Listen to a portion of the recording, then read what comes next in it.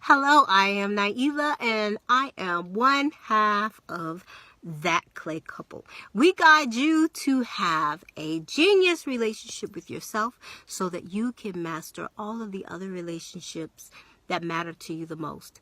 Many people are married to someone who is dealing with mental health issues, and this runs the gamut. And when I say mental health issues, I'm going to include addiction.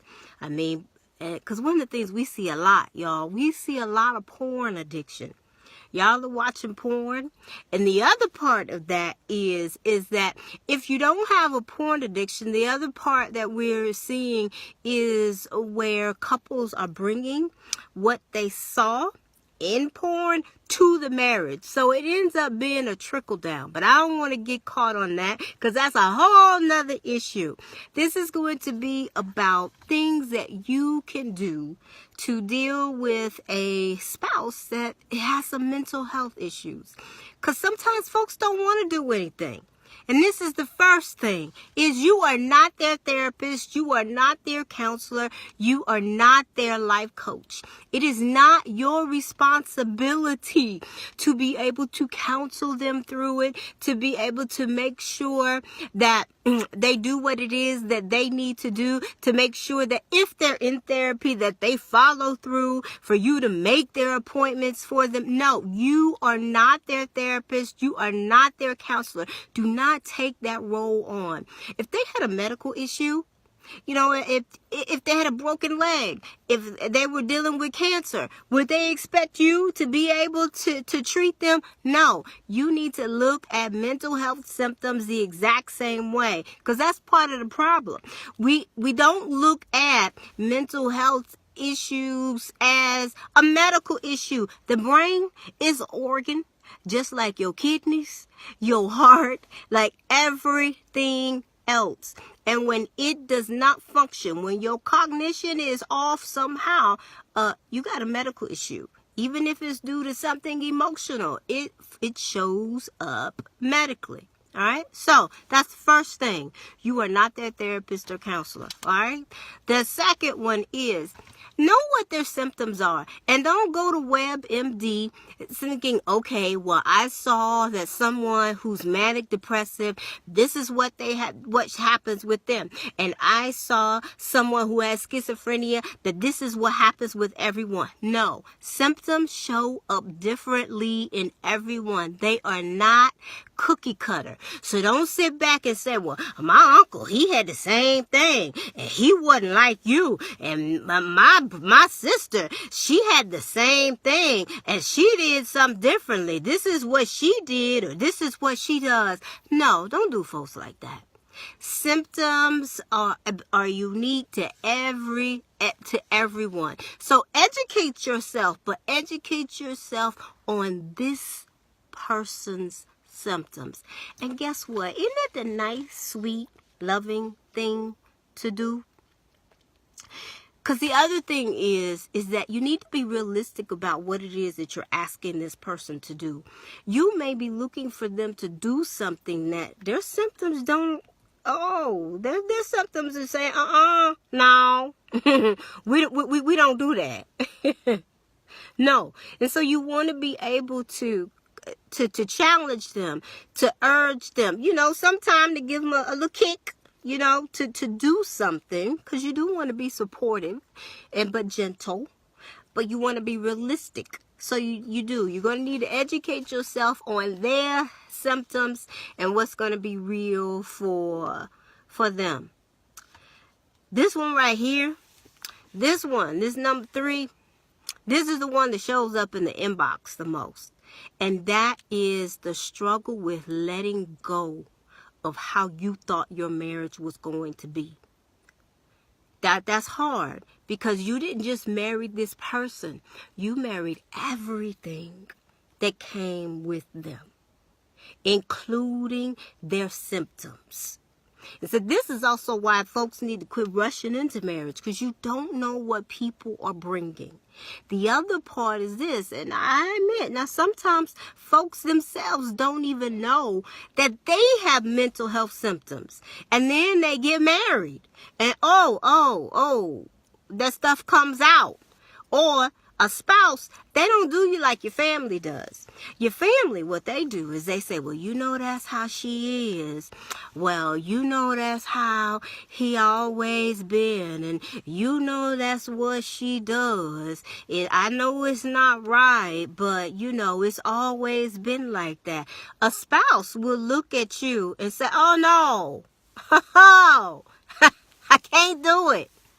I didn't know it was going to be like this. And so you may have to let go of how you want your marriage to be, because that might not be what you get. Okay, you're right, Betsy. I mean, you know, because you don't want to be an enabler.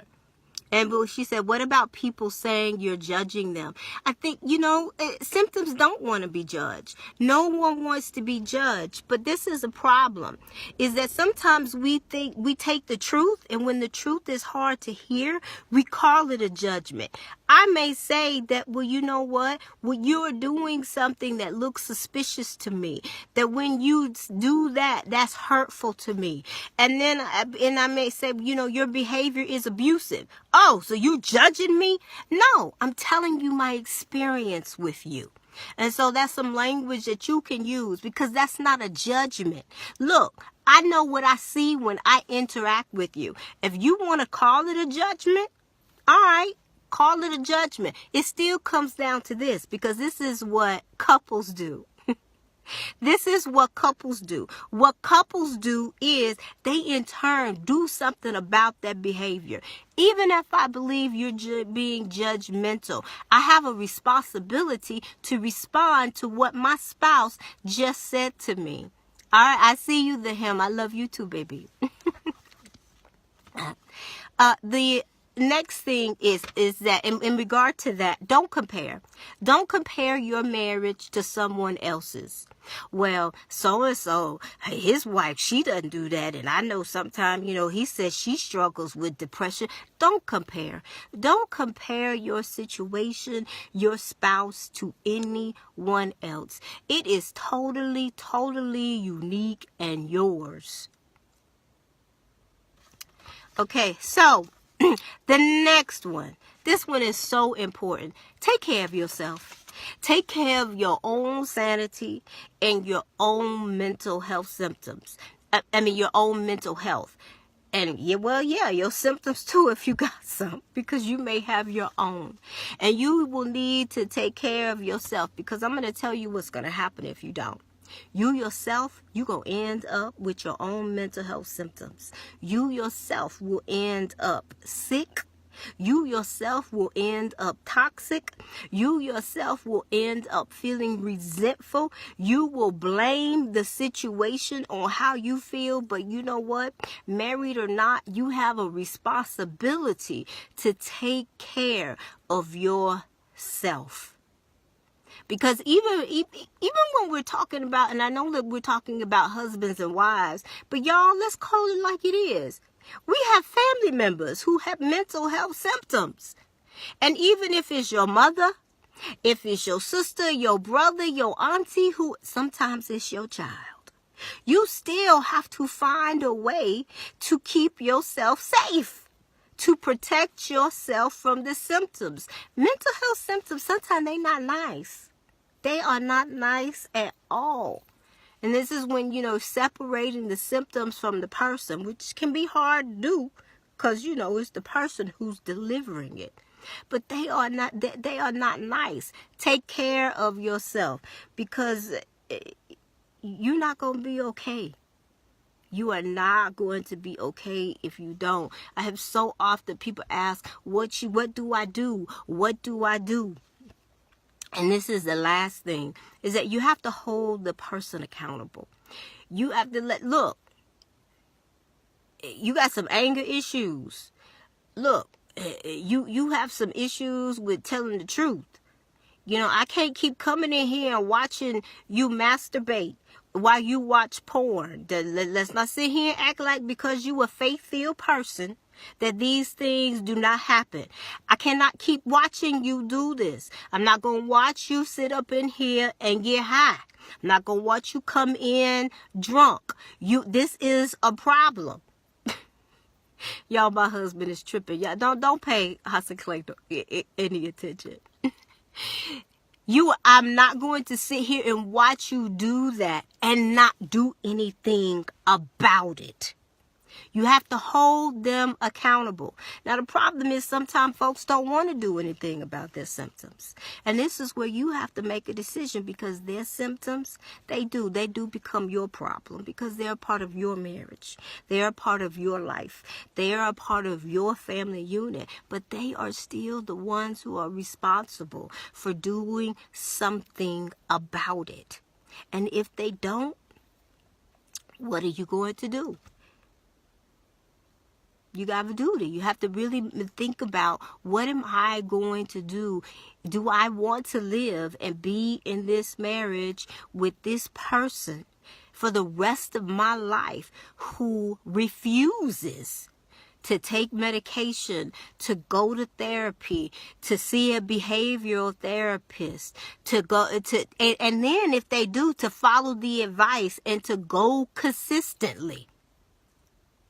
And let's say they do, because this is also something that happens. They do, right? And they get better. And just as soon as they get better, they tap out. Oh, I'm good. No. The goal is to maintain it. And the things that got you to the point where you're feeling good, you have to keep doing those things so that you can keep feeling good. Sometimes they'll just stop and say, I'm better. Or they'll blame you. Ain't nothing wrong with me. It's you. You the one who need to change. Matter of fact, I think you the one who needs to go to therapy. You the one who needs counseling. Nothing wrong with me. Then their symptoms become your fault. Don't you own it? You might have some. Yeah, that's true. You could. But you deal with your stuff and you hold them accountable to their own. That ain't your role. All right? So, let me know what you think in the comments. Share it. I know so many of you are dealing with these things, because we know that the people that we work with, we know the people who, this is such a high inbox one. What do I do? You know, he won't come to counseling. He says that, we don't have any problems, or we can fix our problem ourselves. You know what? It could be true. The two of you actually may uniquely have everything that you need to fix it yourselves. But do you? What is going to be your plan? What is it that you're going to do? Oh, you're not going to do anything. You're not going to go talk to an elder. You're not going to take anything natural. You're not going to get any medication. You're just sitting up in here doing the same things, walking around with the same symptoms, but you want to tell me, you want to run that ear hustle on me and tell me that we can fix it ourselves. You can't fix it yourself if you don't do the action and the effort behind it. And then you keep falling for that mess. You let them keep telling you that. And you wonder why you keep being in the same position. And your life feels the same way that it does day in and day out. All right, you can always find us at www.thatclaycouple.com. Tell your friends, tag someone. Send it to them in the inbox if you don't want to tag, because you don't want nobody to know their business. We understand. All right, y'all take care.